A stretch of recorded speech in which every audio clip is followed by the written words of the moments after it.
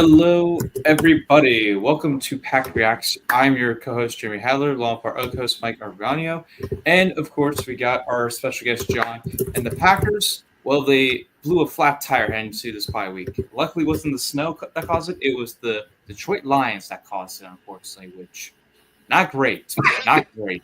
But we might have a shot, guys. We might have a shot. But let's head to the intro here, ladies and gentlemen. Let's head to it.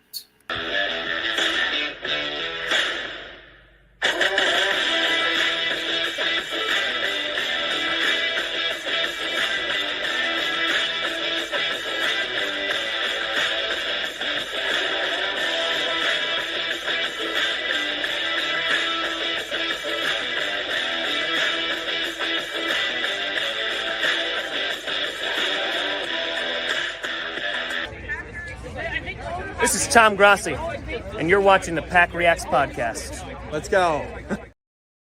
Go Pack Go, baby. Go Pack Go. Go Pack Go. All right.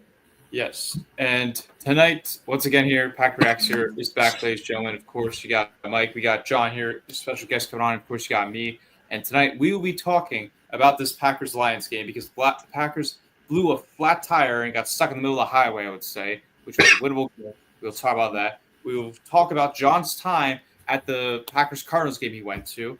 We're going to look at the Packers' schedule. We're going to evaluate the Packers, each of us, and see what are strengths, weaknesses, and areas of improvement you'd like to see. We're going to talk about the trade deadline because the Packers were sellers and they traded Preston Smith. We'll get into that.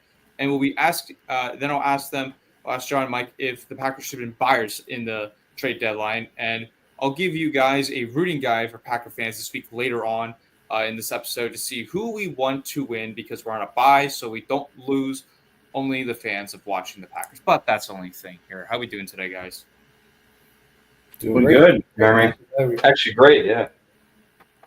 Nice. So, I figured we start off with our guest here. John, since we've been on the show before, I would like to ask you about your time here to start off our guest of what was it like going to the Packers-Cardinals game, because obviously it was a gloomy day in that, and initially when you were going to this game, you might have thought it was going to be a little bit more a blowout than unfortunately it already was, but like more competition, I would say.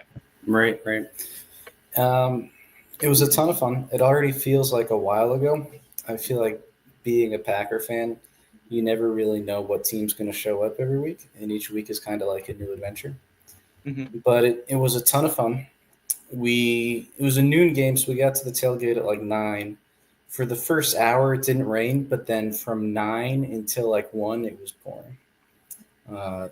Luckily, ponchos made a big difference. I was fine. It really didn't affect things. And it was the first time I'd gone to a rainy game, so it was kind of cool. Rain didn't really dampen things at all. And then, like you said, I didn't think it was going to be a blowout because the Packers rarely blow out teams. The Packers rarely play complementary football. It feels like if the offense has a good day, the defense will give up 30 points. Or if the defense has a good day, the offense will struggle to score. So it was one of the only games this season I feel like where both the offense and the defense had a really good day. And not that – I mean, obviously it's always amazing to be in Lambeau, but I'd never really been to a game before where it kind of felt like it was over at halftime. It's those games that are nail-biters, like, Mike, when we were at the Saints game week 3 last year, the games that go back and forth and the Packers make a comeback, those are almost more fun. Not that it wasn't incredibly fun, but it was just a weird environment. I'd never been to a blowout before.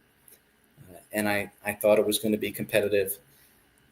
It helped that Marvin Harrison Jr. wasn't able to play. Kyler didn't really have a good game. Jordan Love had a great game. Everybody was healthy.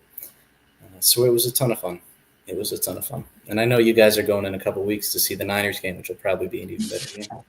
Mm-hmm. Yeah, and I'm going to the Bears game. At least I'm trying to. But, yeah, I don't have any tickets, but I should be there. But, yeah, it's great. I'm glad you had fun. And, there was a new member of your family that went to their first game that game, right? So it was, yeah. We went, my whole family, my girlfriend's whole family, including my girlfriend's nephew, who's about 10 months old. So he made the most of the rainy day. He got into Lambeau, which was really cool. And, yeah, we had a ton of fun.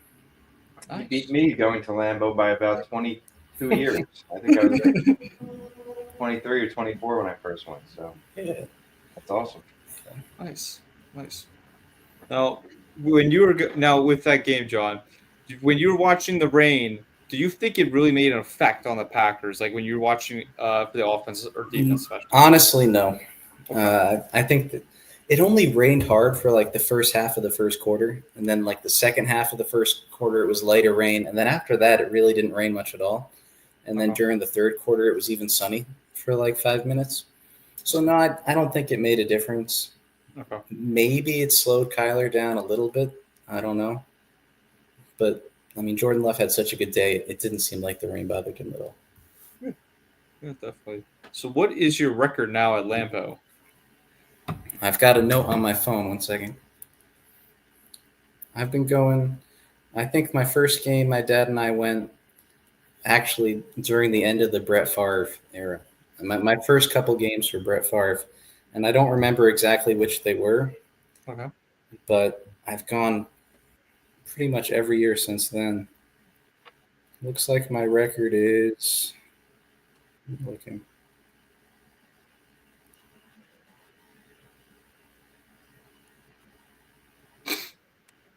12-6. Wow, good record. 12-6, which is pretty good.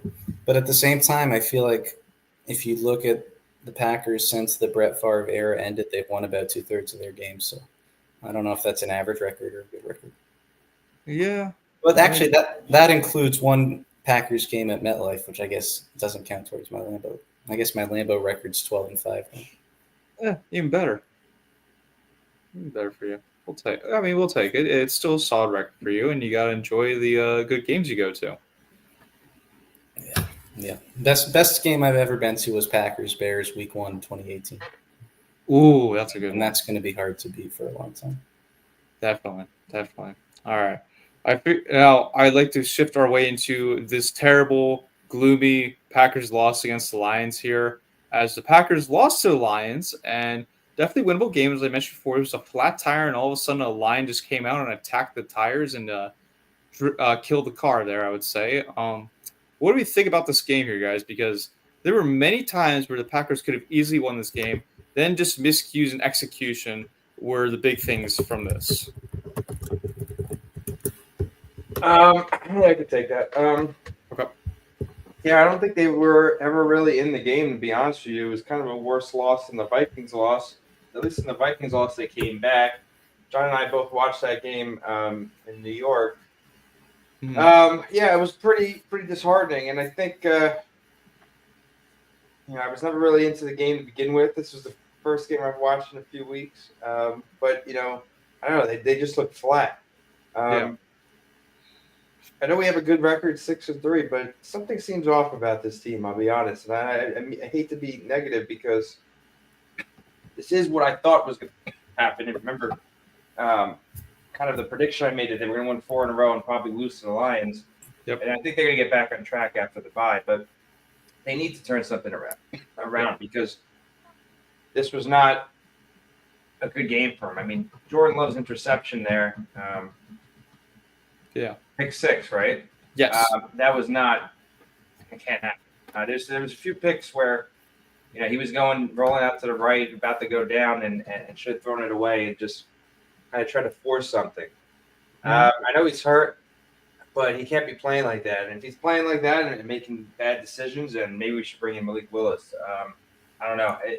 Jordan Love has not been good enough, in my opinion. But who's still looking great and killing it every week is my guy Jaden Reed over here. I got my jersey in. So, yeah, I mean, he had another great game, another bunch of crazy catches, but a lot of drops, something that stood out. The Packers have lost some of the turnover magic from Xavier McKinney. That's not happening like it was earlier in the season. And I don't know, it just wasn't good enough in all phases. And it was a complete blowout. Yeah. Definitely. John? Yeah, I don't want to get too hung up on it. I want to keep the focus on 6-3. I think we all would have been happy with 6-3 going into the bye week. And it sucks. They played a terrible game. It feels like we always get beaten pretty badly by the Lions, going back to the last week of Aaron Rodgers last season when the Lions had nothing to play for and they still beat us at home to keep us out of the playoffs. Something I've seen Aaron Nagler say a lot is that Dan Campbell owns Matt LaFleur and he knows it, which I probably agree with outside of the Thanksgiving game last year. But the way I see it, I think the Packers, I see no chance we win the division, but I do think we'll be a wild card team. And if we end up as a wild card team and we manage to win wild card weekend, that probably means we're going to Detroit. I think Detroit's going to be the 1 seed. And so if the Packers win a playoff game as the 4 or the 5 or the 6, they're probably going – I mean, they might not. Maybe they see Detroit in the NFC Championship if they make it that far. But if the Packers want to make a playoff run, they're going to see Detroit again. And I'm optimistic because, like, if the Packers team that I saw in Lambeau against the Cardinals shows up and Jordan Love has a good game and all the receivers are healthy and playing well, and the defense shows up, Rashawn Gary shows up, they don't do stupid things like miss kicks or take 15 penalties, I still think they could beat anybody in the league come playoff time, and that includes the Lions. Mm-hmm. Yeah, I mean, for me, I was just annoyed. Like, I knew the Lions, like, heading into this game, were, like, pretty good in the second quarter. They scored a lot of points there, but, like, right at the end, like, Jordan, you gotta, like, and he's, like, he acts like Brett Favre to me of, like, reading the defenses, but he throws like Aaron Rodgers, and he'll just try and make the play and stay on the field the whole time, and, like, he's got to throw it away, like, when you have to. Like, it's not, like, not every play is about making a play. Like, there are times where you just got to throw it away. You got to throw the ball away, and unfortunately that hurt him there, especially because on that play, that if Jordan Morgan, I believe it was, or Josh Jacobs on that play made it like a better block, then you had Jalen Reed down the field, and you could have easily set up for a field goal right then and there for that. So it makes it a lot worse there. But no, Jordan has to be better. He's got to get better with the not throwing that many interceptions, because he's had at least thrown an interception every game, which has been annoyance. But the touchdowns, he didn't throw any touchdowns in there. And I got annoyed with him after the post game when he said the groin injury didn't bother him all. And to me, I don't think that's true, because I think the groin injury definitely did bother him. And especially in these conditions, me personally, I said it that the Packers should have started Malik Willis and rest Jordan Love, because Love's not 100% healthy. And when he's 100% healthy, he's good. And when he was like playing, when John went to go see him, he was more healthy. That was one of my big things. I was like, it's too risky to do. I get like it's a divisional rival game, but like at the same time, I'd rather just play it safe and let Jordan Love stay for the whole season than just go out in the one game. I'd rather do that. So that was that would annoy me there. Matt LaFleur annoyed me of abandoning the run too early, because Josh Jacobs had close to 100 yards, and it wasn't even halftime yet of rushing. And that I did not understand the play call there, because they kept doing so well in running the ball the whole time, and that was a bit brutal there. They got to do better adjustment there. Red zone really annoyed me too, because Packers, every time they were like in field range or they had opportunities, they just couldn't execute or like convert and get those touchdowns. It kept reminding me of the 49ers game in the playoffs last year, where they get great opportunity, they're in great field position, and they can't score a touchdown, which really annoys me. They have got to get, and this is one of the things I'll talk about later on about the Packers' weakness, is they have to get better in the red zone offense, because that is a big thing to me. So that really annoyed me. Then the fumbles, they also annoy me because of Elton Jenkins. He missnapped a couple balls. He was awful. He was, yeah. It was just terrible to see that.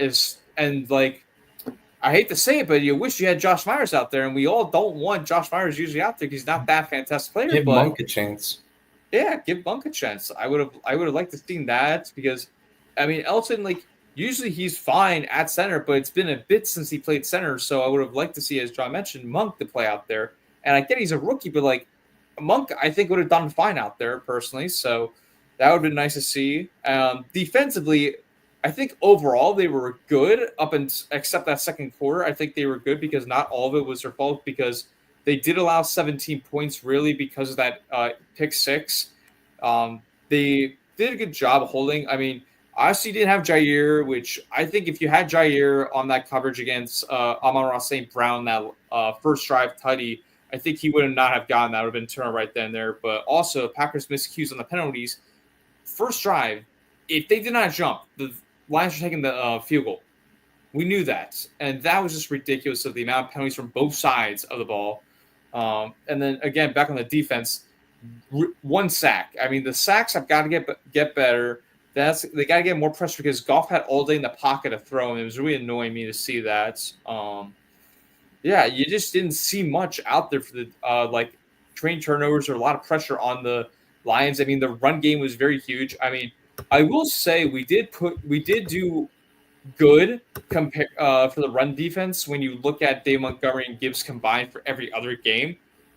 They got over a combined of 138 rushing 138 rushing yards combo, but like to me that's fine when you have to pick your poison, and I think if you allow over 100 with that combined duo, it's fine. So that is something I was happy to see there. But yeah, again, Packers, this was not common in football, as John mentioned before. They got to get more. They got to get better at this because every time I feel like the Packers have momentum, they're about to get something, they blow it away. They miss the opportunity, and that is something that has to get cleaned up, especially with this team. So that has to get cleaned up to me. And the one thing I will talk about was the unnecessary roughness call on Brian Branch. That was definitely not allowed. Very unnecessary, and you hit Bo Melton in the head, and that should have been definitely ejected to me personally. Yeah, agreed. I don't know how Bo Melton came back into that game. He did. That was a dirty hit, and people were saying that wasn't ejectable. I mean, I can't pretend to say I know what is ejectable, what isn't in that situation. I mean, we've seen worse that wasn't ejected. Yes. Yeah, but I mean, you could see that he had plenty of opportunity to give up on that because the ball wasn't even catchable at that point. It was completely gone. He had seen where the ball was, and he still laid into him. So that was not acceptable, and definitely a penalty for sure. Yes. You know, I mean, the ejection is up to New York, so I'm not going to question it. Again, I don't know what the rule is on what's, able to be ejectable and what isn't, but he definitely saw that ball be nowhere near and still laid into him. Clearly, it was dirty. Yes, I definitely agree. I mean, like if you look at the Lions in general, they are a dirty team. When you've looked, like there's multiple examples. Like we can go on the agent when Aiden Hutchinson got his significant injury for the season. Like he was going dirty play on that. He was gonna go on Dak Prescott and nearly tear it up. Fortunately, that offensive line was there because it could have been a lot worse for Dak Prescott. Like there are multiple examples of the Lions being dirty throughout the season and last year, like the hip drop tackle, that's not allowed anymore. The Lions did that so many times last year. It was ridiculous. Yeah. I also think I want to cut the Packers a little side. I think the Lions are the best team in the league. Yes. And I think if the Packers had showed up, not taking stupid penalties, I don't know. I think if the Packers had played a slightly better game, they could have been competitive with the best team in the league. And we'll see what happens when they go to Detroit. I'm still very excited. I still think 30-40% of the time we can beat the Lions. Yeah, I agree. I mean, I definitely think the Lions were the better team when you look at them overall. I just think the Packers could definitely put up a fight. Like, I'm not going to say they're going to win against it, but, you could definitely see this team, besides the Buccaneers, since that's, pretty much their real loss, every NFC team I've seen play the Lions, the Packers have given, the ones that could definitely give them a run for the money.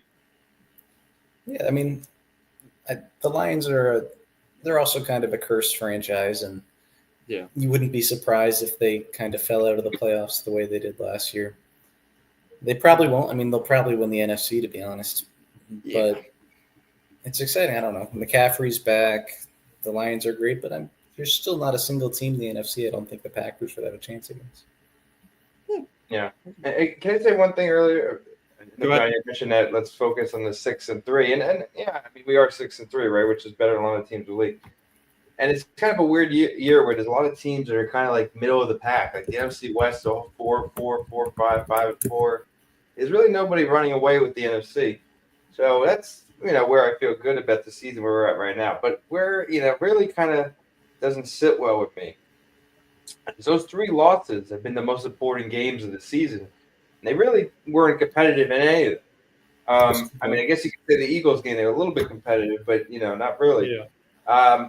So that's what doesn't sit well with me is that the teams that we needed to beat or needed to be competitive against, it really wasn't even a competition. And then, we 6-3, but somehow we had all the AFC games like back to back in the beginning of the season, and the AFC South, the division we're playing this year, really is not very good. I mean, I know we beat the Texans, who are also 6-3, so that was a big win. The Colts are 4-5. But other than that, the Titans and the Jags are, one of the worst two teams in the league. Yep. And then on the NFC side, I mean, those are actually pretty big games against the Cardinals and the Rams because one of them is going to be a wild card contender. Yeah. And one's obviously likely going to win a division there, but one's definitely going to be wild card contender. So obviously, big wins, but again, we're not talking about somebody who is going to probably be a contender in NFC in the long run. So I don't know. I just divisional games are so important to kind of lay an egg against both the Vikings and the Lions, and then another big game against the Eagles that we knew going into the season to lose that. Not great. You need to be competitive in these divisional games, and they're not competitive in either of them. Yep. So, I that's what really doesn't sit well with me is that both these divisional games they've looked terrible in. That's why the Niners game is going to tell you who they really are. Yeah. And I mean, the Bears aren't going to be a pushover either. They should beat the Bears, but I mean, Caleb Williams, he's been very, very, very hot and cold. He's had some great games. Yeah, I think the season starts right now. I mean, it does. I kind of predicted where we were going to be. I remember when I said that these next 4 games we could win and really put us in a good spot, and then the Lions game is going to be tough. Now we're in the bye, but now this is the stretch of the season where we need to really turn it up. We got the Bears coming up, right? And that's a divisional game. We really have to look at the divisional game. You need to win that game. Can't lose that game. You can't lose it. Right? And then you got the Niners, who obviously haven't looked as good as they're going to be. They might have McCaffrey back by then, right? Well, McCaffrey is playing Sunday, and they're also going to get their defensive player Greenlaw back too. Right, and then they might get one of the receivers back, right? Debo's playing. Debo's going to play. They'll have everybody except Ayuk. Yeah. And Ayuk's done for the season, right? Yes. So they'll be basically fully healthy by then, barring what happens, Then you got the Dolphins, but again, then here we go: Lions, Seahawks, Saints are not good right now, right? There's no easy game. The Saints is the only easy game. Yeah, the Saints are the only easy game. Other than that, this is going to be a tough stretch. But you need to start winning some of these divisional games. There's no way the Packers make the playoffs if they don't win these divisional games. Definitely won't win a division, but likely won't even make the wild card, I think, if you don't start winning these divisional games. It's too important. Yeah. And even if you make it, it's not a recipe for success in the playoffs. So it starts with this Bears game. This is a big game coming up. Yep. They need to win. They absolutely have to. I mean, like as you guys mentioned before about like Caleb Williams being hot and cold. The Bears defense is no joke. We watched that last year. Pretty good. Yeah, pretty good. We watched it from last year too, John. Of that last week where the Packers barely won. It goes to show how good that defense is for the Bears. Yep.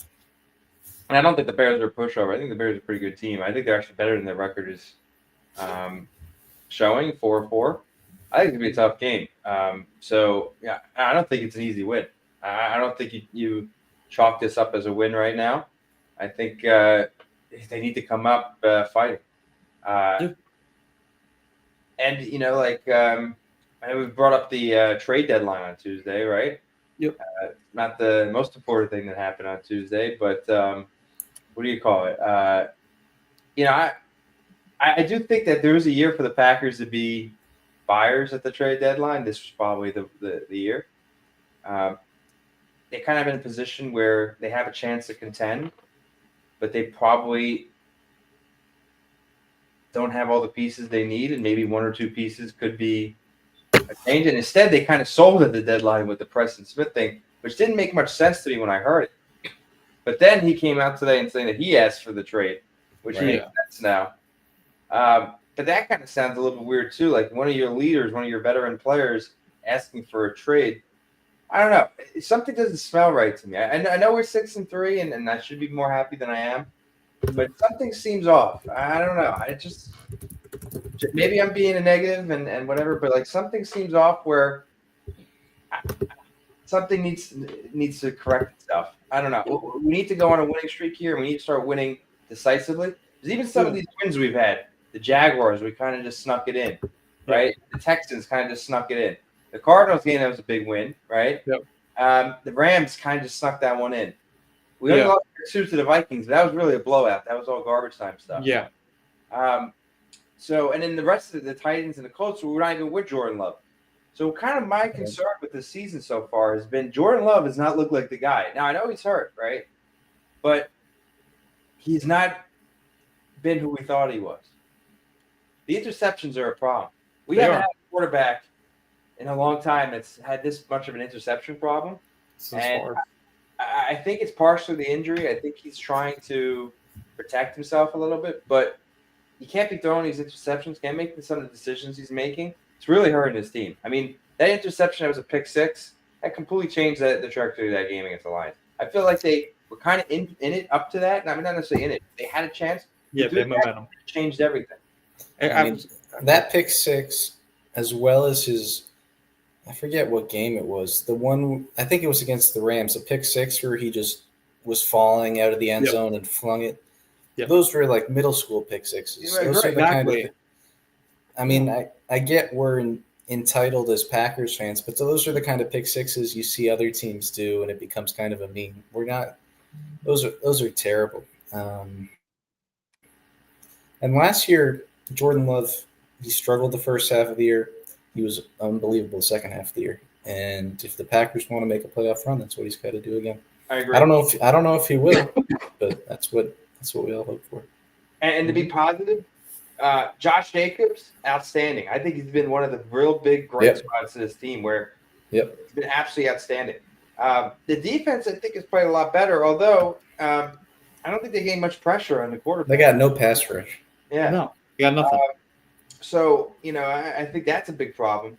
But I am, pretty happy with the way, what do you call it? Hafley is coordinating his defense. Is Saleh officially an employee? He is right now. Yeah, he's a consultant. Yep.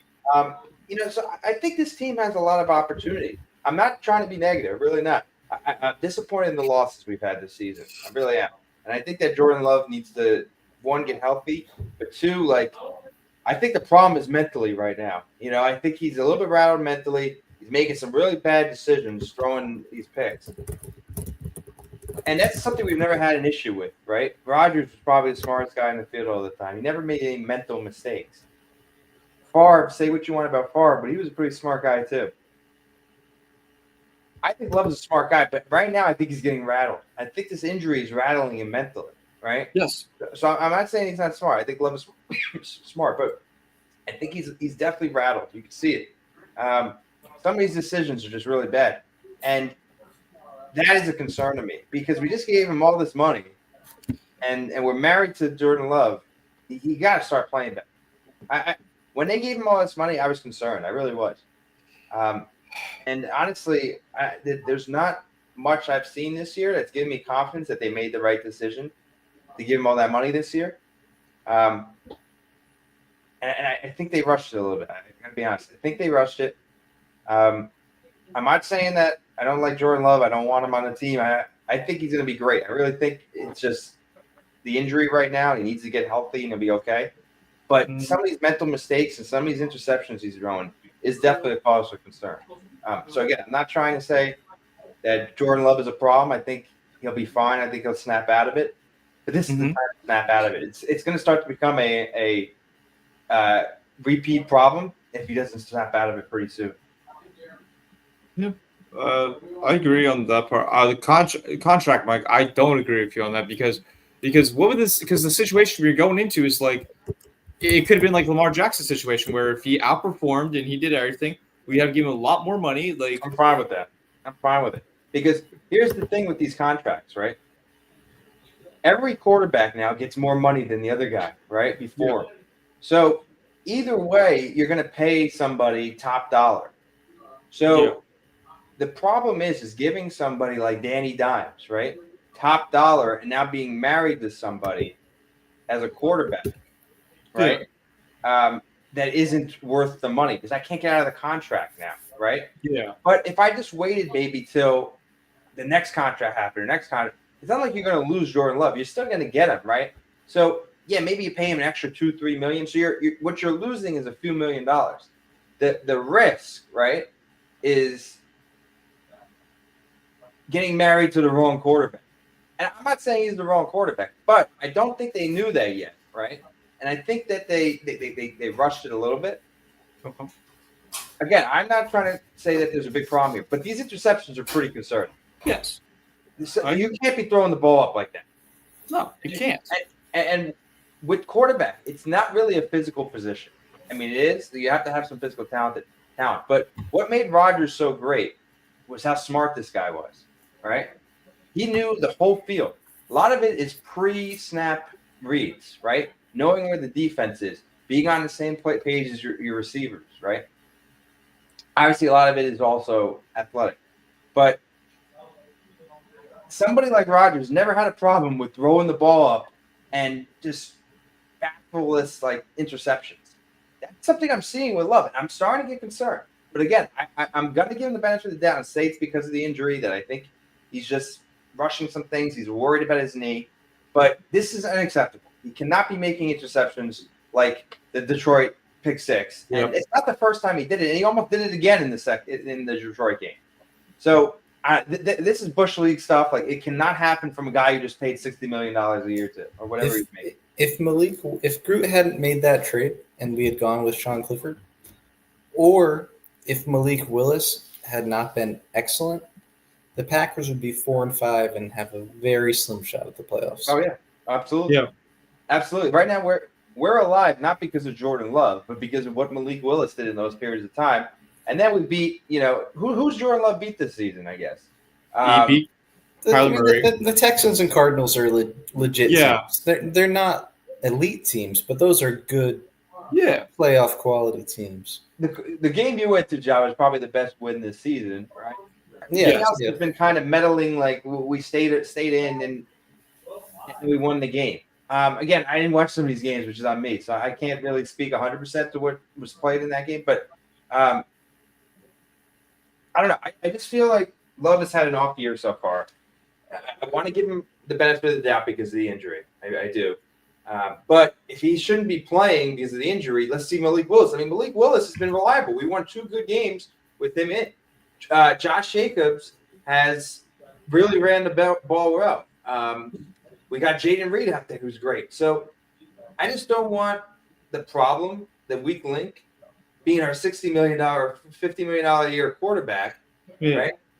That's a problem. So the thing is if he can't be himself, let Malik Willis, who's not making that kind of money, right?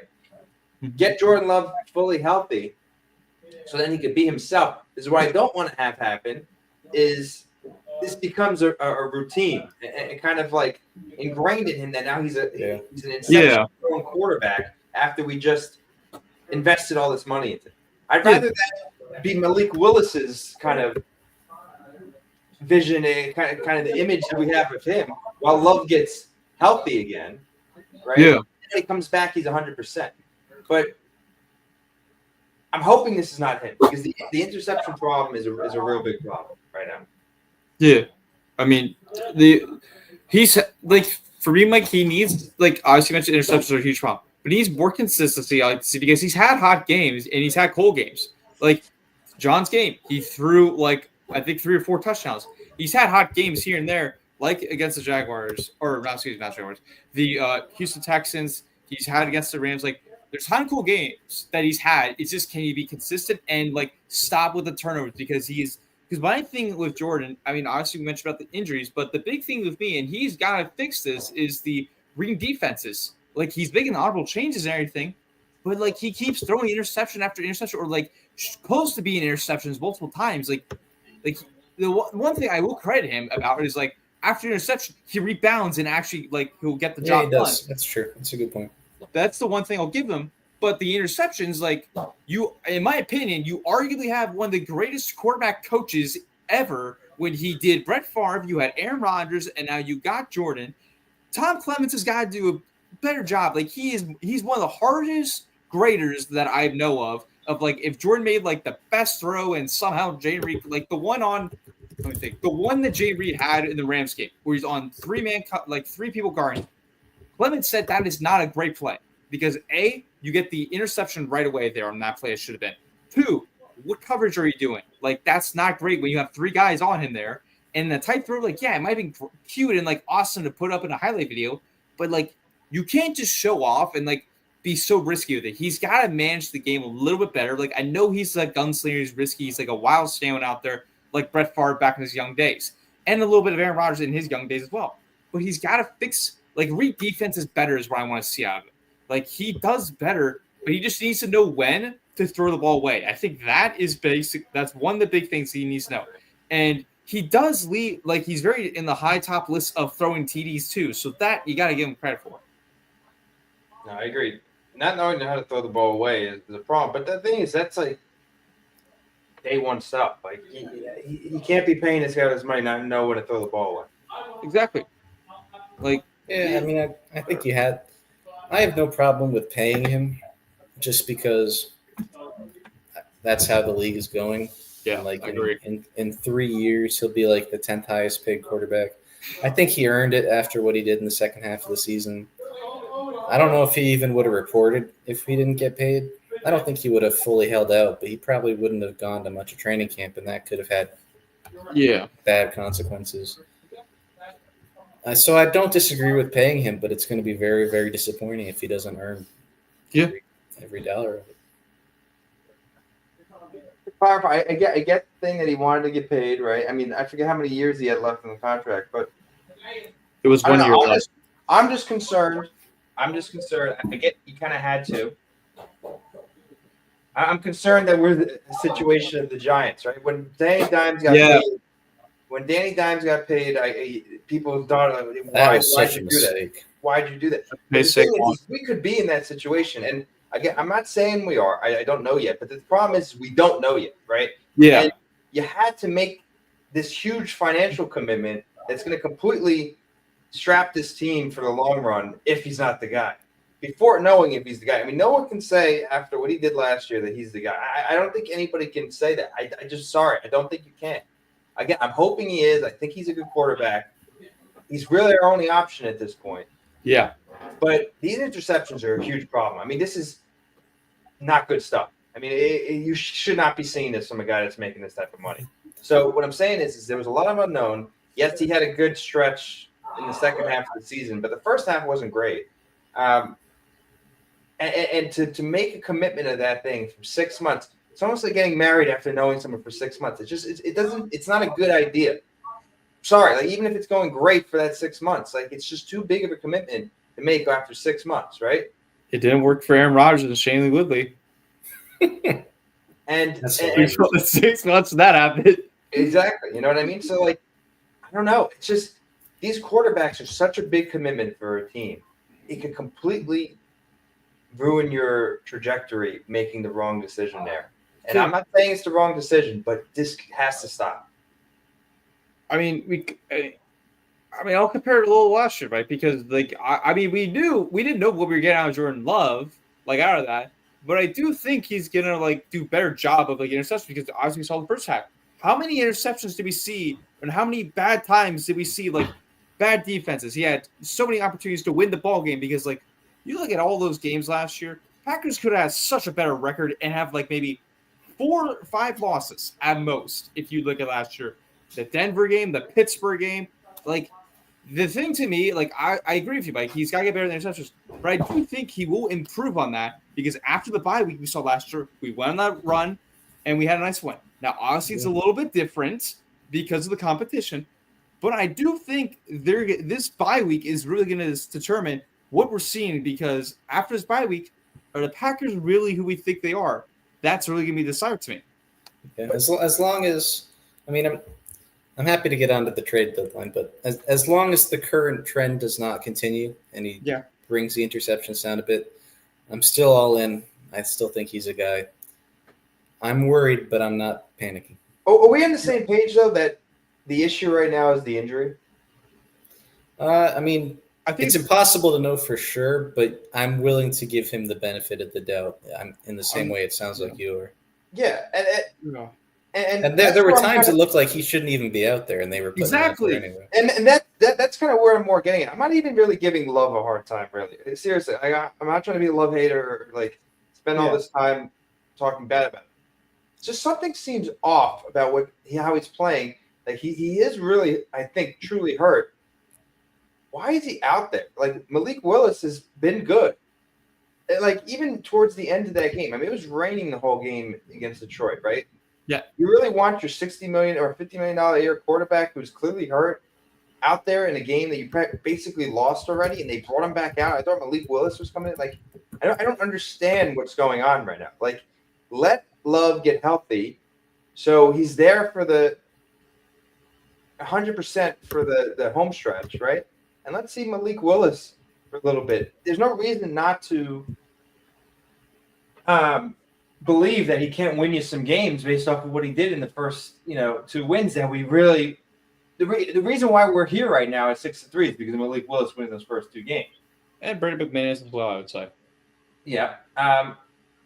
So why push it? And it's probably less of a kind of sentencing on Love and more sentencing on what decision they're making from a personnel perspective and starts on the floor. Like, should Love be out there? And if he shouldn't be out there, why is he out there? And if he should be out there, then why is he making some of these decisions? I mean, it's kind of just something is wrong. Something's wrong. To me, it's kind of similar to the Tua situation where, like, the guy, like, I'll compare it to the Tua when he played the Packers last time. The man shouldn't have been out there. He clearly had a concussion, and I think Jordan's lying to, my opinion, I think he's lying to the medical staff and saying, like, yeah, this doesn't bother me at all, but clearly it does. And I think you gotta make the call, LaFleur. Like, he should have done better. He should have been better about, like, I get you want your quarterback wants to go in. You want to, like, put your chips in against, especially when this is a high intense game. But, like, you were conservative with Malik Willis. Be conservative with Jordan Love is what I like to say. Like, that's just me. But yeah. Yeah. Now you want to move on? Yeah, we can move on, but that's what I'll say about that. All right, let's get into this trade deadline here because the Packers did make a move, but they were sellers, ladies and gentlemen. They sold Preston Smith to the Pittsburgh Steelers. He was the last Smith brother and the last of that 2019 crazy class of Billy Turner, Adrian Amos, and Darius Smith, who did get traded to the Lions this past week. The Packers traded Preston Smith for a 7th-round pick. He turned 32. He turns 32 this month. He only had 10 pressures, 2.5 sacks in 9 games with the Packers. What do we think about this trade here, guys? Well, actually, I've got a photo right above me. You can't really see it. That is no more Quadzilla, huh? No more Quadzilla in the new apartment, but that's my family, my girlfriend's family. We went to a meet and greet with the Smith brothers at a hotel across the street from Lambeau before Packers Panthers in 2019. But I mean, it's sad because he was a fan favorite. He was fun to watch. The Smith brothers were awesome in 2019, 2020. But even before I knew Preston asked for the trade, I was okay with it. I mean, to get some cap relief, to get a pick, even though it's a 7th rounder, for a guy who's not an impact player. Like, let some of the young guys get some snaps in his place. I mean, I'm not saying he's washed, but I don't think he will be missed nearly to the degree he would have been missed a couple of years ago. This was actually the first year where I just decided I know who Goo is. I'm not expecting the Packers to add anybody today. Mm-hmm. I didn't even bother getting my hopes up. And I mean, you can make the argument they should have. I still think that they're a team that could end up as a contender. But I don't think this is anything like the Rasul trade last year, which I think was a huge mistake and didn't make sense at the time. It definitely didn't make sense in hindsight when they could have used him in the playoffs. Mm-hmm. And they could even use him this year because Nixon hasn't been that good. Stokes hasn't been that good. But I'm okay with it, and hope Preston. It's weird. I don't know. I don't know if it's weird or not that he asked for a trade, but I wish him well. I wish him well. Yeah, Mike, your thoughts? no, I wasn't really expecting. I'll be honest. It kind of came out of nowhere. Yeah. Seventh rounders, like that's really all you can get. I mean, I guess is that much value. I don't know. I think they wouldn't have made the trade if we didn't request a trade, and the Packers are probably not gonna. If somebody requests a trade, they'll grant it, unless he's a major impact player. There's no reason to keep somebody around that's clearly not happy. I don't know. It's kind of a nothing burger to me. I don't really care. He didn't really have a place in the team anymore. It's kind of like a holdover from that period of time after we lost Darius Smith and all the guys that came in that class. He was kind of the last one left, and He was. it was probably about time that everyone kind of moved on from that. But I don't know. They didn't get much from it. Might as well just cut him, honestly. Instead of even giving him the satisfaction of being traded, because they could have got that from a conditional pick, Although I think if you cut somebody in season, you don't get a conditional pick. But like trading him did nothing for the Packers. They literally would have got that from a conditional pick if they lost him when what do you call it? But I think you get some cap relief, right? I guess that's the only positive because he had some money coming up. So okay, that's a beneficial thing. But yeah, I think they made the move purely because he asked for a trade. That once he said I asked for a trade, and so okay, that makes sense now. Because I don't know, I didn't expect him to be traded, and it was kind of weird when I saw it. Didn't really react to it. I said, "Oh, okay, whatever." Yeah, it's one of those. Sorry to interrupt. It's one of those things that is surprising because of really just like the memories of what he means to the fans. I don't think it changes that much from a football perspective. Yeah. I mean, personally, I don't really have much of a what do you call it? I always like Preston. Nothing wrong with him, but I don't know if he was one of the more impactful players to me personally. I don't know. Yeah. Maybe you because you met him. Sorry. Yeah, it was fun. I mean, I've got an autographed helmet from both of them over on the shelf over there too. Okay, so yeah, I don't know. I always like Preston, but yeah, I don't know. There was nothing to me that really felt connected to him or anything. But sorry, go ahead, Jeremy. I was gonna say, who would have thought he'd be the last guy standing from that class? I agree. Because we all wanted him gone. Like after 3 years, we were like, this guy needs to get cut, or like we don't want him anymore. And Z goes, Amos gets cut, Billy Turner goes off to the Green Bay Jets or the New York Packers. Green Bay East. Yeah, Green Bay's. We like to go there. I will miss Preston. I loved watching. My favorite thing about Preston was his sack celebration. That's one of my favorite things of him slamming it. That introduced me to a new like sack dance. I really liked that. I knew it was time to come as I kept seeing the articles. I kept hearing rumors from like Packer media reporters that he was going. It was. See, the interesting thing was that they were talking about him and Andre Dillard are like third or fourth string offensive linemen to get traded somehow. I wouldn't mind Andre Dillard, but no, I personally think it was the right move for Preston to give, like as John mentioned, to give opportunity to younger guys. Now, obviously, we don't have a great pass rusher that we should have, especially with Rashawn Gary and Lucas Van Ness. I do think it will.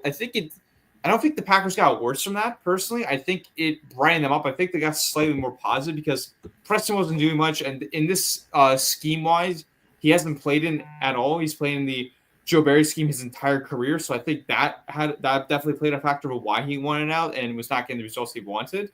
Another good thing, and I hate to say about Preston, but our cornerback number 1 is gone, guys. He's not covering Justin Jefferson anymore, so that was a good thing from that.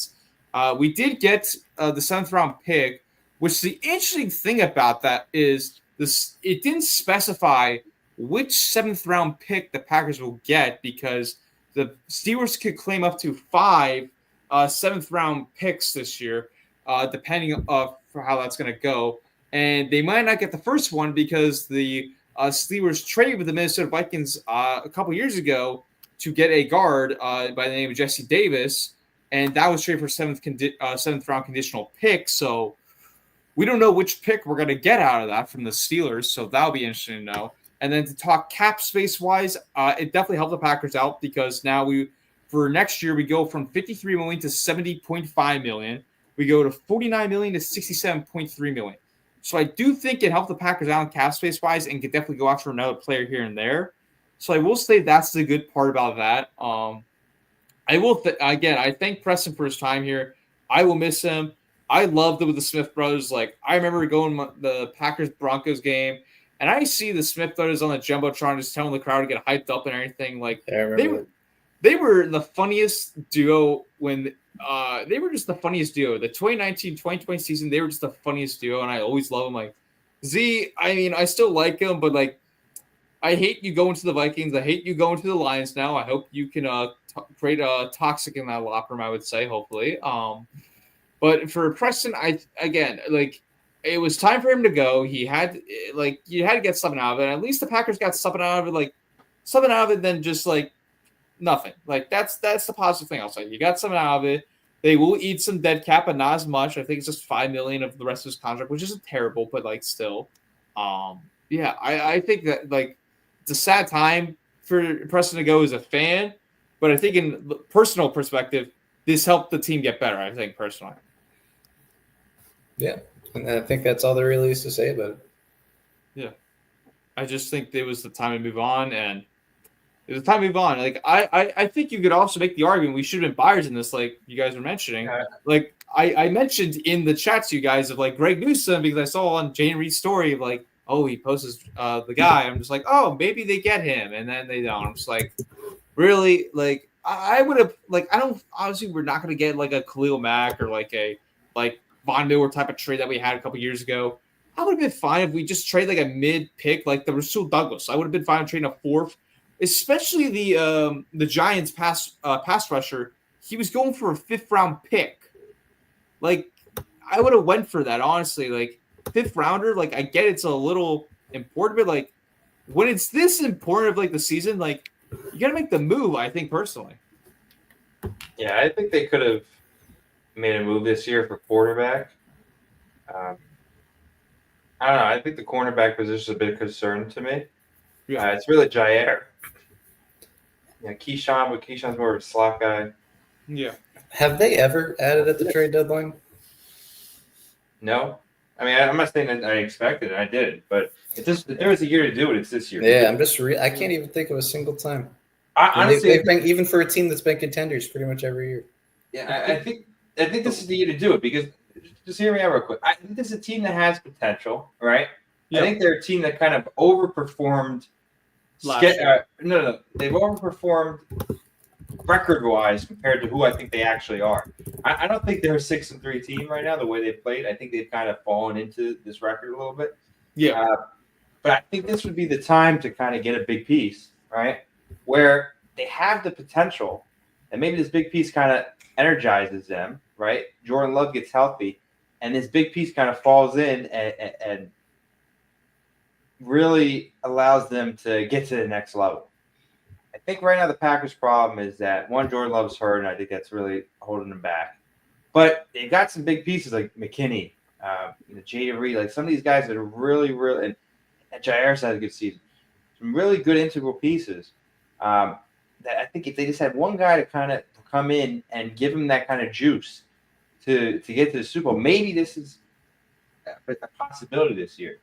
I feel like a lot of times down the stretch, there's two guys that came from the trade deadline that kind of juices and gives that bump to the team that you keep hearing about during the playoffs. Like, oh, they got this guy in the trade deadline. I just feel like this would have been the season to do it. And I think quarterback was the position for it. So Newsome was interesting, but I don't think he ended up being traded, right? No, he didn't get traded. But the two cornerbacks that were traded was Tre'Davious White, who obviously was really good on the Bills, and he went to the Rams, but I guess he hasn't been as good, right? No, he's injury issues. Yeah, he's washed. But the guy that they could have gone for, went for a good amount. Ultimately, was Marshawn Lattimore. But what did Lattimore cost? Apparently, it cost a third rounder, a fourth rounder, and a sixth rounder. But then they got a fifth rounder back. So really, a third and fourth. His contract was good though because sorry, John, but the contract the first year or like the rest, it was nothing. The next years were guaranteed or non-guaranteed stuff. So you could have cut him also after the year technically, or trade. I would have done the Lattimore trade definitely. Yeah, I think that was the trade they could have done. But the thing is, apparently, a lot of people want to go to Washington. Washington apparently is like the place to be right now. My guy Josh Harris turning around the team. Apollo great. Yeah, I mean, I hope the Bears made a huge mistake and Caleb's a bust and Jaden Daniels is an all-star. Yeah. What do you mean, boo? He's your 76ers owner. You know, he's a terrible owner. He's one of the worst owners in basketball. He is the thing I get it takes. He's a pretty good owner in football. Okay, football. But basketball, he has ruined the Sixers. He's the Jerry Jones of basketball to me. All he cares about putting money and getting this fans in the stadium. He doesn't care about winning at all. He lies to the organization. He hires the wrong people. He gets the wrong players. Makes the worst mistakes ever. And we end up in the second round bust every year. I'm just saying that as a Sixers fan. So he's one of the founders of my company. I told you that, Jeremy, right? I actually walked by him one day in the office. So yeah, I've been near. But go ahead. If I'm not working for the Sixers, I will call him out. Also, I'm annoyed about the stadium thing because he wants to move the team inside the Chinatown, Philly, which is a terrible mistake. Leave the team in Wells Fargo Center. A terrible owner to me, personally. Well, here's the one thing. Here's the one thing, right? I think he's a selfish guy, which a lot of these successful business owners are. But I think ultimately he wanted an NFL team. He got the NFL team. You know, being an NFL owner is more of like a stunting thing. Like, you know, like if you made it and you become an NFL owner, like there's really no place up from what do you call it, being an NFL owner? Then maybe I don't know. I mean, we can all say from experience. Yeah, right. We are NFL, but you know what I mean. Like that's like one of the most what do you call it? Like difficult clubs to get into. Like once you get to a certain level of wealth, money doesn't matter to you anymore. Money is like whatever. I had plenty of that, right? It's more about like influential status, and having an NFL team kind of provides that. So I think all his attention now is completely on the NFL that he's got that. So you guys are probably just one of his money-making, churning things. The Sixers are just paying Jaden Daniels' contract. Exactly, yeah. That's what I think the Sixers became to him. So let's say, but I don't know. I think, the Commanders look like they're on the up and up, so good for him there. But who knows how much of that is him? I don't think their defense is that good. Ooh. Yeah. But I don't know. I don't watch Commanders football. Yeah, I don't really watch them, so I really couldn't tell you. But what is impressive is Daniels. I mean, they made the right trade there. Also, the coach, that was the Dan Quinn. Dan Quinn. And then they got what's his name? Smartest guy in the NFL, Cliff Kingsbury, as offensive coordinator, right? He's offensive from New Their Zealand. offense has been very good. Yeah, that's what I'm saying. Yes, that's Cliff Kingsbury's got life figured out, right? He becomes an NFL head coach. Sucks at it, right? But he's got that contract. Remember I talked about like marrying a quarterback too early? Well, the same thing with head coach. What do you call it? You get all this huge contract. And you get fired. You get fired. And you just collect. What you do is you take whatever girlfriend he had at the time out to New Zealand. New No, Zealand. it was Thailand. Thailand. Yeah. Oh, Thailand. Thailand for a joyride, and then have fun with that for a year, and then come back to the NFL. It's like the Jets. The Jets are paying Robert Saleh like $2.5 million a week to consult for the Packers. It's pretty sweet. Right, because anything that the Packers pay him get netted against what the Jets pay him, so they just pay him $1 a day, and then what do you call it? The Jets pay his whole salary. But no, Kingsbury should be always an offensive coordinator. I think he's a good offensive coordinator. I don't think he's a good head coach. Sal's probably a good defensive coordinator, not a good head coach.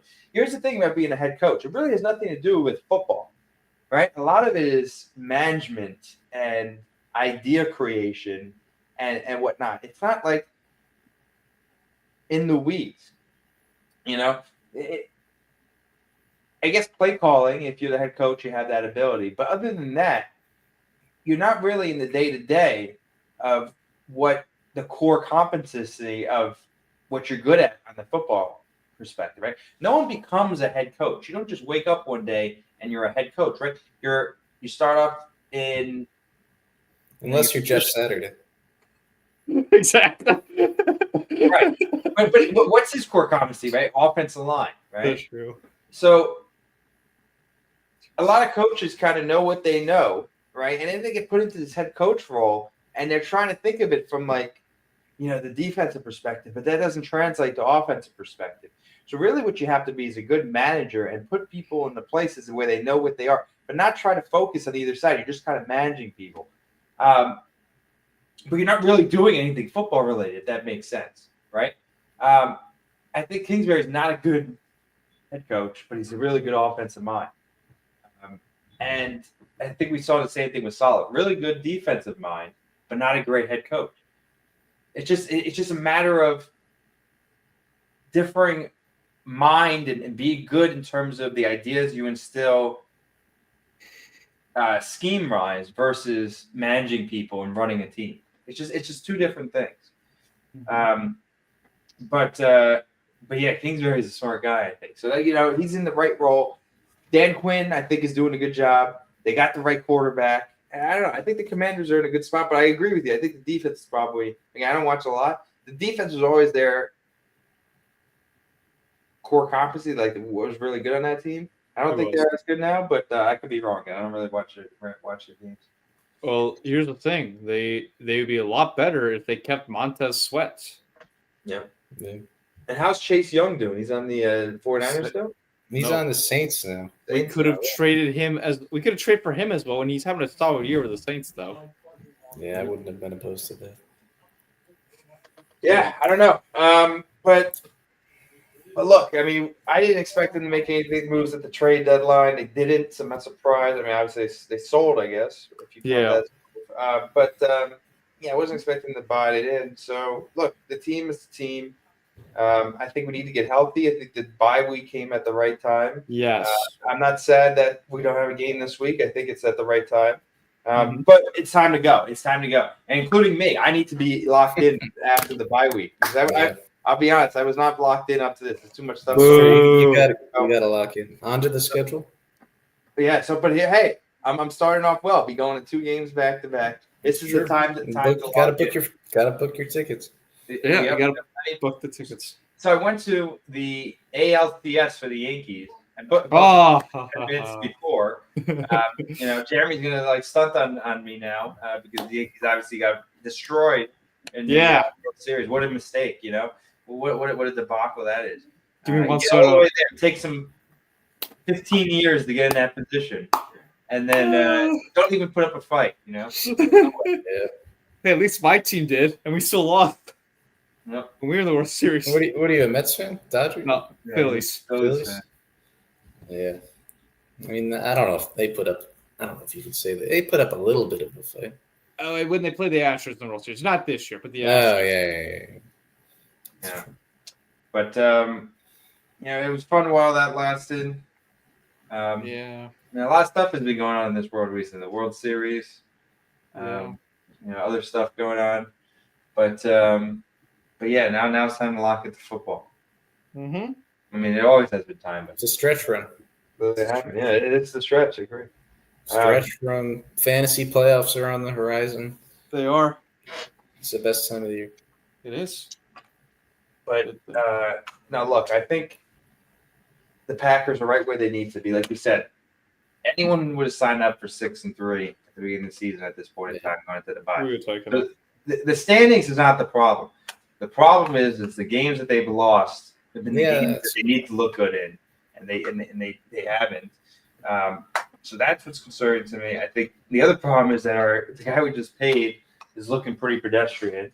That's what I'm concerned about. But enough things that can't be fixed. I think the season's definitely. I would put money on the Packers or a wild card team. That's the good news. Me too. I put out a tweet. I put out a tweet yesterday. I mean, last year they made the playoffs 9-8. I think, and it took some weird tiebreakers to get there, but You did. Yeah. I think the NFC is a lot better this year. I don't think 9-8. I think you need to be 10-7. Even then, it's possible a 10-7 team doesn't get in, but I think 10-7 you're probably set. And the way I see the Packers getting to 10-7 is you beat the Saints, who are one of the worst teams in the league right now. They just traded away Lattimore. Who knows when Olave will be back? It's a home game in December. Beat the Saints. That's win number 7. Split the division games. You've got 4 division games left, 2 against the Bears, 1 Lions, 1 Vikings. Split those. That gets you wins 8 and 9.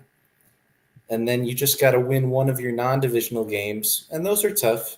It's Niners, Dolphins, and Seahawks. Just win one of those, and that's 10 wins. It's not really a hard path. As long as they don't implode, they'll get to 10 wins. Mm-hmm. And I think that's a wild card. And if you get a wild card, you could end up playing I think the Niners win the West. So, but you could end up playing the Commanders if they win the division. You could end up playing the Falcons or the Bucks, whoever wins the South. Mm-hmm. I think you could get kind of a manageable matchup if you're a wild card team. So yeah. I don't know. I'm excited. Mm-hmm. Yeah.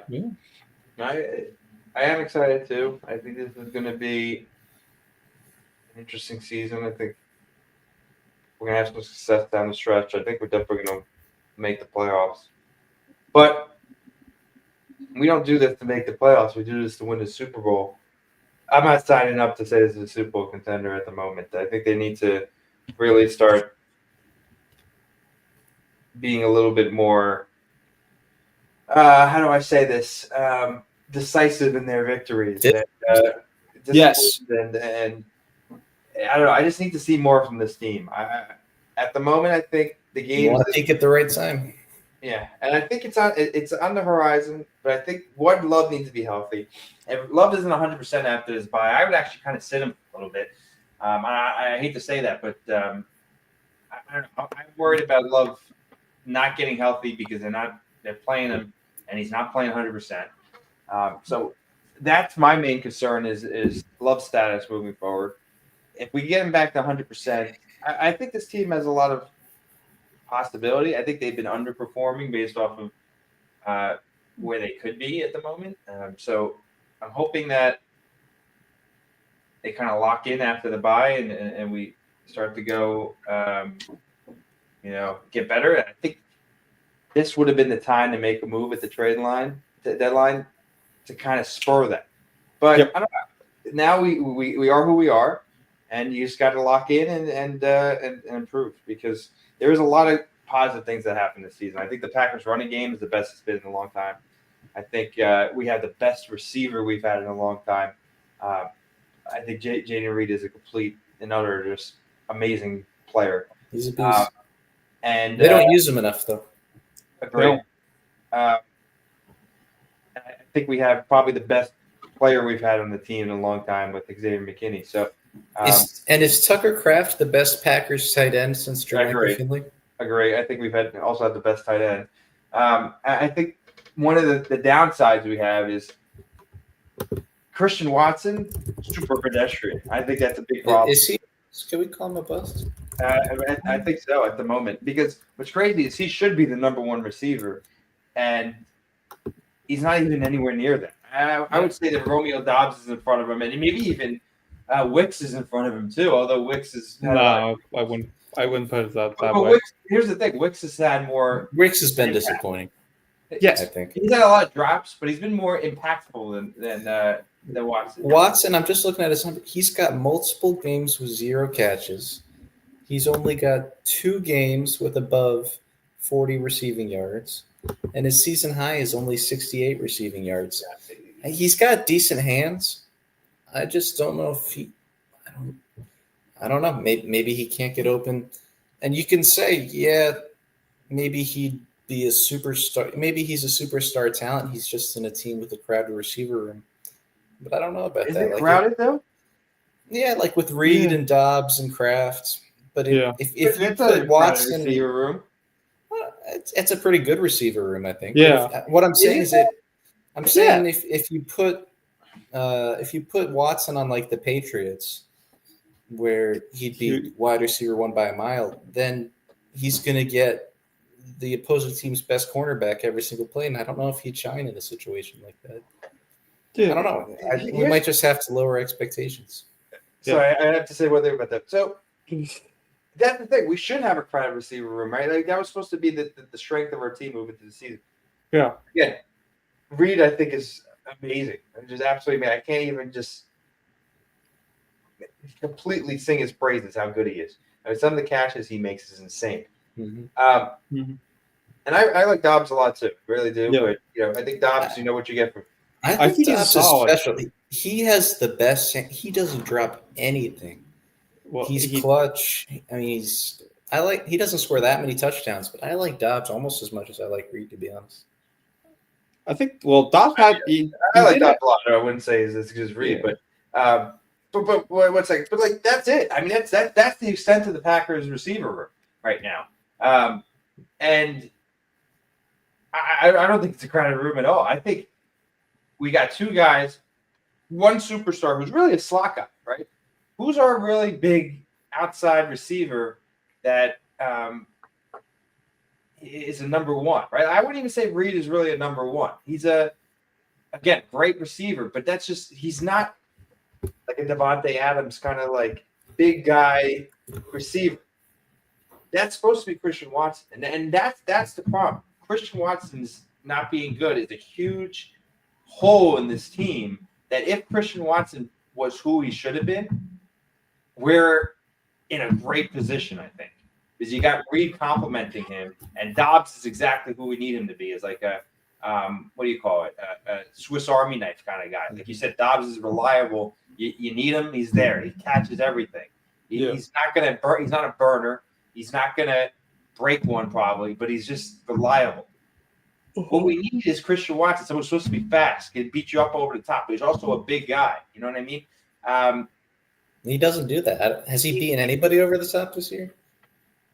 No, I don't know, but I don't think so. But the thing is we have what we need. But we need Christian Watson to be the guy that he's supposed to be, and he's not. And that's a big problem because if you have Christian Watson, almost like I know he's not as big as Mike Evans, but like if you have like a Mike Evans, which he could be in that play that kind of role, right? And then the Dobbs is kind of like the Godwin role in there, and then have Reed on top of that, right? Like that could be a really dangerous team. Plus, you got Josh Jacobs just doing great in the backfield. I mean, this is and if Jordan Love was playing him like up to his ability, I mean, this is an unstoppable offense. Not having Christian Watson is a huge hole. Because, like I said, Reed is really good, but again, he's kind of a slot guy. And Dobbs is reliable, but he's not blowing the top off anybody anytime soon. We need that kind of number one guy, and Watson should be him, and he's not. He's just not. I don't know if I'm making sense, but you understand what I'm saying? You're making sense. He's just not. He's not doing enough. That's pretty much it. You know what I'm saying? If he was the potential that he should have been a few years ago. He was drafted 34th overall. That's like a first-round pick. Right. Yeah. And when I went last year, when I went to the training camp, I was super – I don't know if you remember this. I was super impressed by him. Like, he was, one, looking good, but two, like, was really out there on, like, the dream drive kind of thing with the kids and everything. He was sitting signing autographs. Like, he was super impressive. And I still think he's an upstanding citizen. I think he's a good guy. I'm not trying to put him down in terms of that. But I don't know. He's been completely non-existent on the field, and that's bad because, like you said, he was a top pick. He should have been the number one receiver. He was looking pretty good before he got some of those injuries last year. I don't know if he's still injured. I don't think so. I just don't know what's up with him. I do think injuries they definitely play a part for what he's had. Like some of them are not accidental. Like obviously we saw the one against the Chiefs. That one should have not have happened. But yeah, I agree with you, Mike. If like he's got to be a lot better. The one thing I will praise him on is he's not being selfish like Romeo was about getting the ball touches and everything. He'll play whatever he wants. So that's one thing I can appreciate about him. I don't have a problem with that, though. That's one thing Romeo did. I think Romeo was frustrated with his usage in the offense, and I think he was right, honestly. I think Romeo Dobbs is a good player, and he needs to be used more than he was. And he has been since he did that. Right. It almost was like think the offense, the coaches kind of was wrong in that situation. Now, going about it the way he did wasn't right, and he deserved to be sat. But I think it's honestly been a net positive to this team that kind of all that stuff happened. But what hasn't changed this whole season, going into last season, is Watson, like you said, it's a complete bust. And it's such an integral piece of this team, Watson. Like I'm telling you, this offense would be completely different if he was working. If he was a legitimate deep threat. Oh, yeah. With his size, his speed. I mean, if he played that number one role, right, you have to put your number one cornerback on Christian Watson. That frees up Reed, frees up Dobbs. You have Jacobs moving.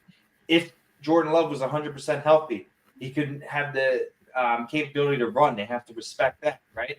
I mean, I'm telling you, if Watson plays to his ability and is a really stalwart number one guy, this offense is unstoppable. And it's just not even close to that. And that's the concern. Yeah. I mean, like, the thing I want to see out of Christian Watson is, like, we saw his, like, bomb plays like Jordan did against the Chiefs to Christian. First play against Detroit on Thanksgiving last year. What did he do? Throw it to Christian Watson. Like, I want to see more, like, honestly, like, Watson, like, he has potential of, like, boom, boom, boom, checks everything off the list that you want him to do. But he's not executing. He's not getting what you want out of him. And, like, he was great for Rodgers. Like, Rodgers throws deep balls, and he would get it to him and get it right away. The thing with Christian Watson to me is, like, as Mike mentioned, he can easily open this game up a lot more and make it a lot harder on opposing defenses. I think, personally, that is the missing key for why the Packers are not seeing the red zone. I think Watson's the problem right now, and Love is the problem. I think those two guys are the big problem at the offense. And Gary. Or if you're talking offense, Offensively, sorry. If we want to go defense, but defense, is another big problem. And I agree with you, John. I want to hear what you said too. But Gary is one of these guys where he has the potential to blow up, to completely be a game breaker. Does and he's just not. He's just not. I don't know. Gary had it where he has the potential, and that's the problem. It's not that he's bad. It's not that he's not the best player on the field on the Packers, because he probably is. He's mediocre. He's just one of these guys that he has the potential to be the best player and has the potential to be one of the best players in the league, and he's just nowhere near it. Yeah, it's his sixth year at this point. I don't think we could talk about potential. I think he is who he is. He's overpaid. Yeah. He's a good player, but not a great player. And we just kind of have to accept it and not really expect anything more. And it's another one where the Packers, Gutekunst in the front office, overthought it again. I mean, back when we made that pick, people who were Rashawn Gary, and you're like, oh, well, he had more potential in college than he showed. Right? I mean, think about how many – sorry, this just kind of hit me, right? Think about how many players that we picked, right, that are like developmental guys that really weren't that great in college but had the potential to be really good, okay? Rashawn Gary, right? A.J. Dillon. I hate to, give him a hard time about this right now, but, Lucas Van Ness is another guy like this. He's been a bust. Right? Amari Rodgers. Yeah, I mean, but I'm not – I had to say that. Right? A.J. Dillon, Rashawn Gary, Lucas Van Ness so far. It's still early in Lucas Van Ness, right? But I don't know. It just hasn't worked. It hasn't worked. And I hate to go back to some of the low-hanging fruit picks, I don't know, T.J. Watt, right? And you go to Kevin King. Why are we overthinking some of these picks? Remind me. Who the fans thought we should get and who kind of the pundits thought we should get were honestly probably the right decisions in a lot of situations, and we overthought it. I mean, look at Eric Stokes, been a bust. No one thought they should have gotten him, right? The fans are almost – I don't know if they have as good of a record if you always went with the fan guy, but you wouldn't be that far off. I really don't think so. Although I'll say Clinton Dix was a big fan favorite. He was one of my favorites. Yeah, he had a couple good years. Yeah, a couple years. That didn't work. But there was also Kenny Clark. Hey, Kenny Clark's been another guy who's been really great. Yeah. I mean, Aaron Rodgers was not a fan pick, so I guess we can't say much more. Should I play that video of the fan where he said he's going to the toilet bowl? Mm-hmm. No, I know. Look, it's tough to say, but now Rashawn Gary is one of these guys where he has the potential, and I see it. He's just oozing with potential. He could be the best player in the league. He's just not it. I don't know. I don't know if it's a mental thing, if it's an effort thing. conditioning thing. I'm not sure, but he has the ability to be the best player in the league, and he's just not even close. I'm not saying the best player, but like one of the best players. And it's just it's really disappointing. That's really what it is. I want to bring up another name, Quay Walker. Yeah, another guy with a potential. I don't know what he is at this point. He has flashes, but you know what? I want to say something. I want to say, why not we do this? Take him out of the linebacker and do what the Cowboys did with Micah Parsons. Put him in as the pass rusher. That'd be interesting. Put him there and see what the heck happens. Because at this point, I have more confidence in our other linebackers than Quay Walker. Like, we were better when Quay was out. Like, that's the thing. We were after, like, in the Texans game. As soon as he got that concussion, Packers linebackers were so good and more clutch up than Quay was. Yeah, I think that's actually a good point. I mean, here's the thing about Quay Walker. I don't think anyone's going to be giving him any IQ tests anytime soon. You know what I mean? Like, I don't think inside linebackers, again, a lot of mental thing, right? And the thing with Quay Walker is he's kind of like a cannon. You know, he's kind of a loose cannon a little bit, where he's a hard hitter. He goes to the ball quick. Like, he's probably better than pass rusher, where you just run at the quarterback. Just kind of let him loose.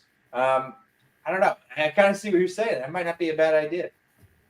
Like, but why not? Because, like, you got McDuffie and Eric Wilson. They've been good. And you got Cooper. Again, he's a rookie. But, like, yeah, I think they need to play Cooper more. Like, in my opinion, I say you start McDuffie still. Like, despite, like, you could argue Wilson might be better. But McDuffie, he knows the system that Jeff Hafley has been. He played for Jeff Hafley. Why not do that?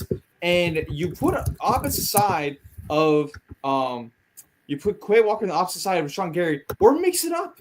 Mix it up with something, because we keep seeing them be in the same positions. Mix it up, because something is not working here for this pass rush game. Because in my opinion, and I think you guys agree with me on this, when we get our pass rush, we are the 49ers defense. Yeah.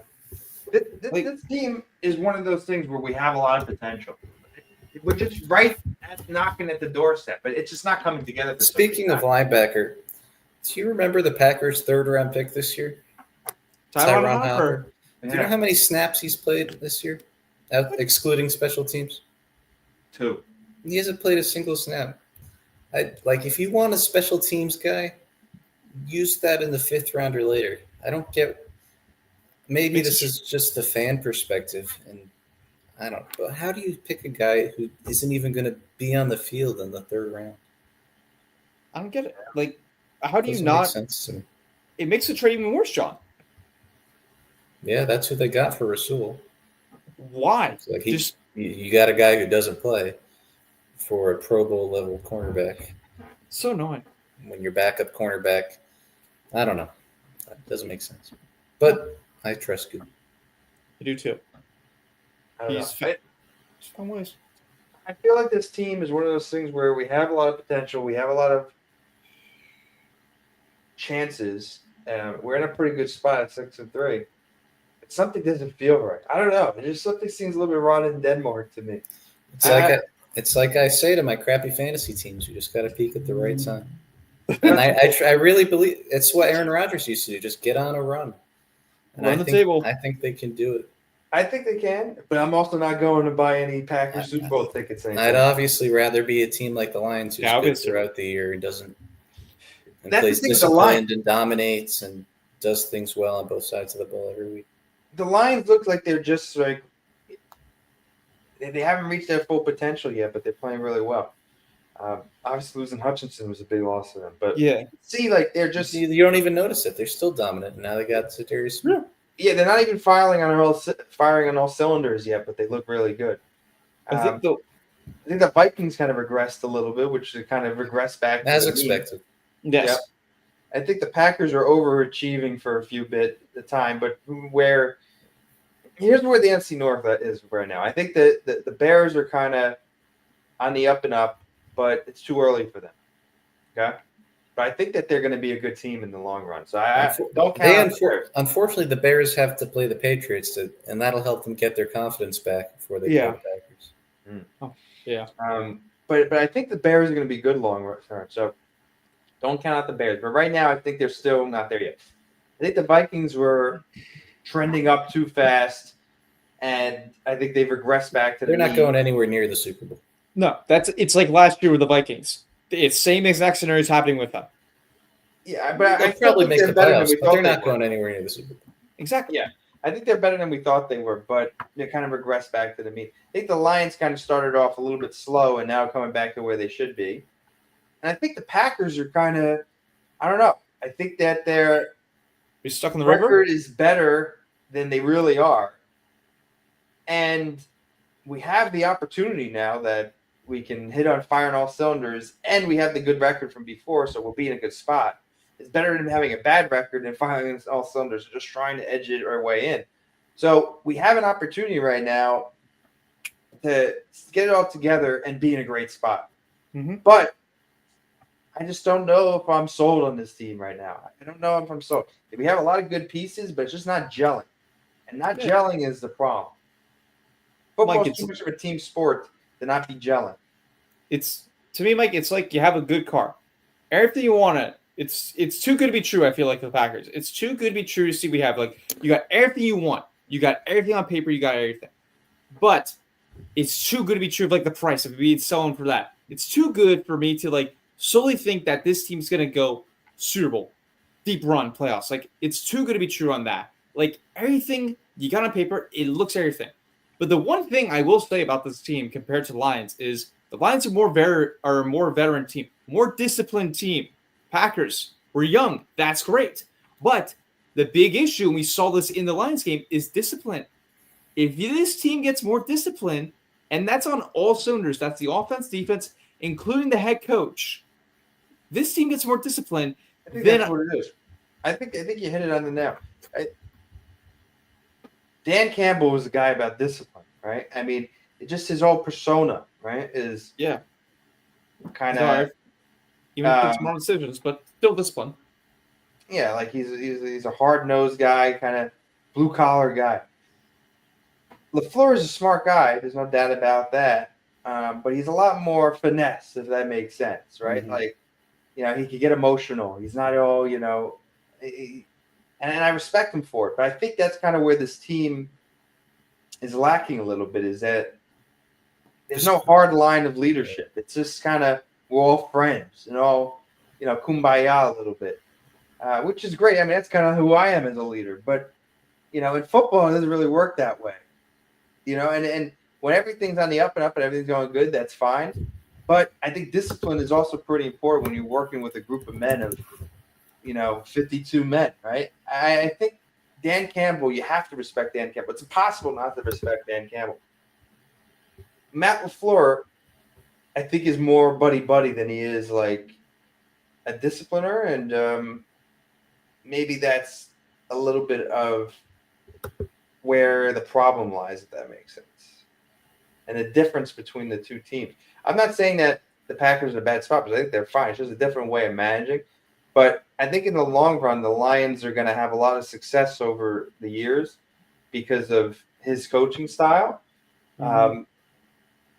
And I don't know. I think Dan Campbell just commands respect. LaFleur is a really smart guy, as you could tell.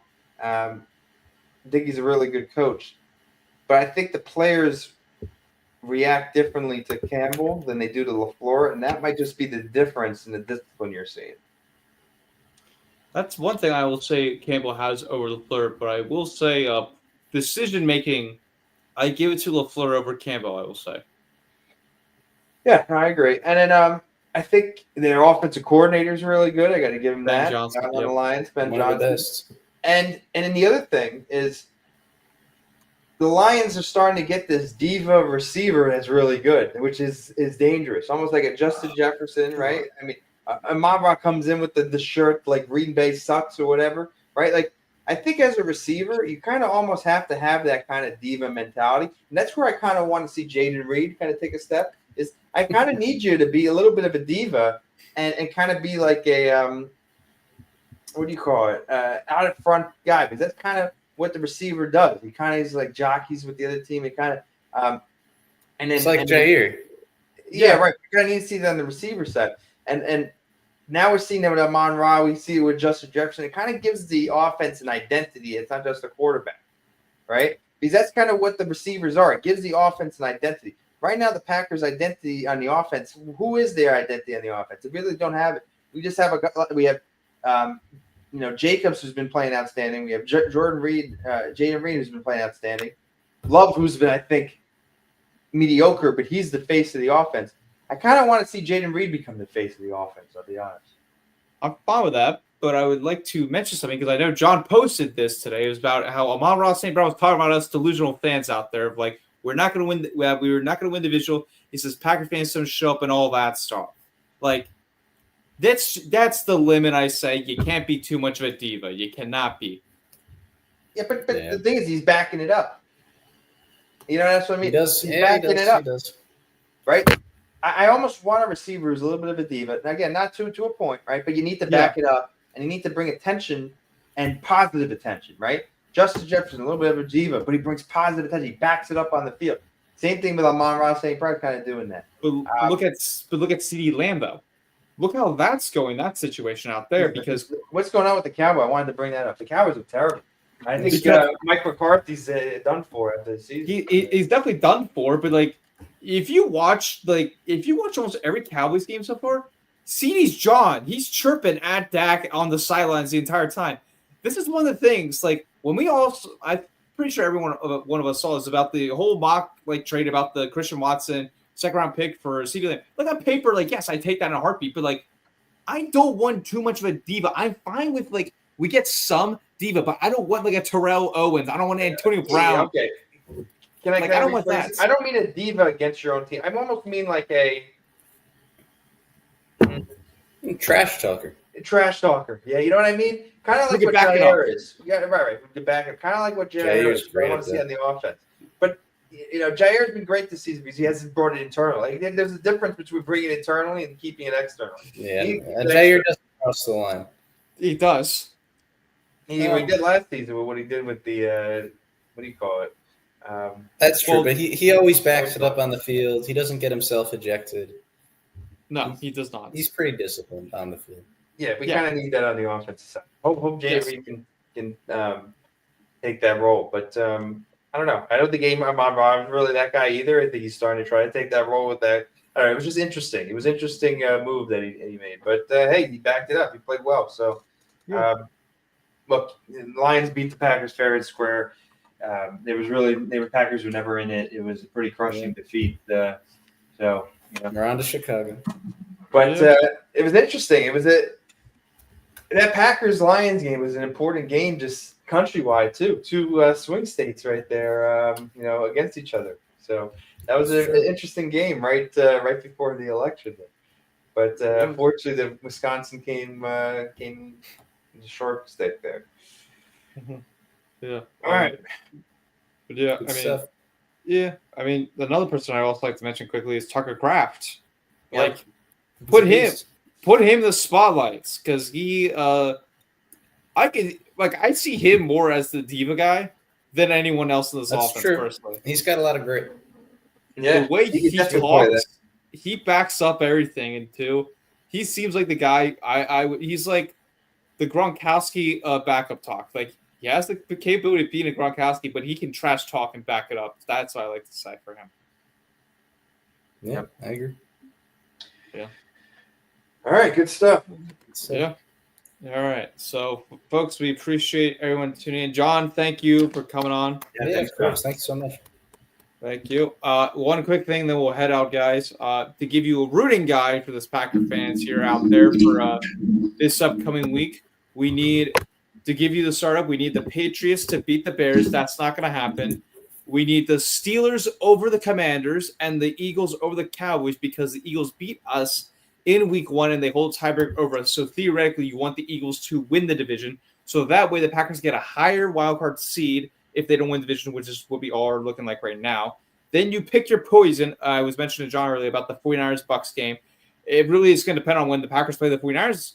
If we win that, then you can pick your poison on that one there.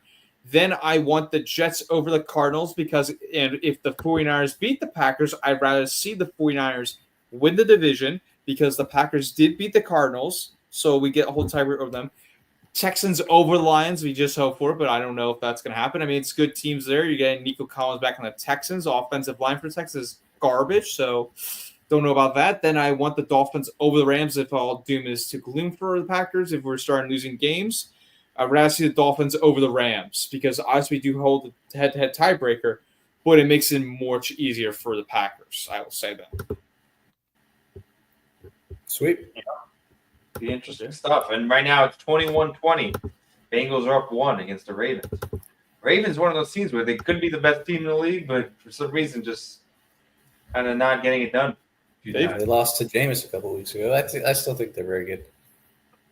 They show hot and cold of like they beat the best opponents, like they blew out the Buffalo Bills and then they lose the Browns. Like this imagine if the Packers were in conference with the Ravens, Bills, and Chiefs, we wouldn't be talking about a playoff run. We wouldn't be talking about much at all.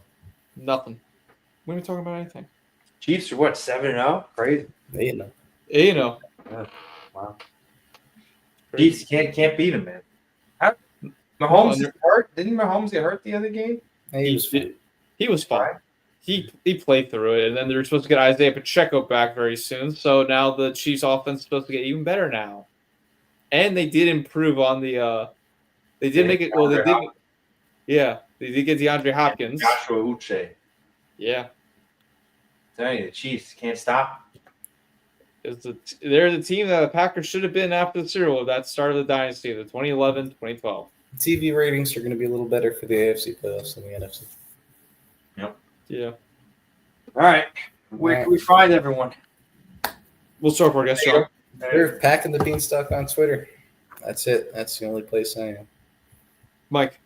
PackReacts. Although, and again, I need to lock in. I haven't been locked in on the football. So, sorry to the viewers. Sorry to Jeremy. I'm sure Jeremy's pulling his hair out over there saying, where's my co-host? Yeah, sorry. I'm going to lock in. Don't worry. And, maybe you'll find us in Green Bay in 3 weeks. So, if you're going to be at the 49ers game, let Jeremy and I know. We are going live pregame for that, Mike. We are doing a pregame talk on that. We have to. So we'll be doing that, and then for an idea for Mike, if he wants to get engaged of locking in on his Twitter thing for PackReacts, he could do a vlog of his time going to the Packers-Bears game, the Packers-49ers game, and the college football games he said he was going to go to. Well, so you could make it probably not live, but maybe I'll try to do it. I'm saying a vlog. Make a vlog out. Yeah, vlog. Okay, maybe. Or bring some photos, or make some content. I'll try and chirp some Bears fans. Exactly. Yeah, there we go. So yeah, I will try to put together some content. I got to keep the viewers happy because right now they're probably very disappointed in me. So I gotta win some kudos with them. Mm-hmm.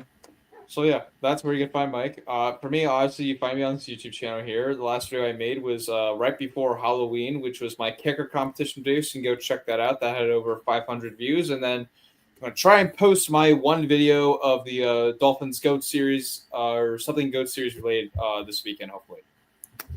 Awesome. But yeah. All right. Well, thanks again, John, for coming on. Yeah, thanks for having me. For scheduling this. And thanks for everyone joining. Yeah. All right. And finally, we don't do the song anymore, but we do it once. So what do we have to say to end us off? Go Pack Go. Go Pack Go. Let's go.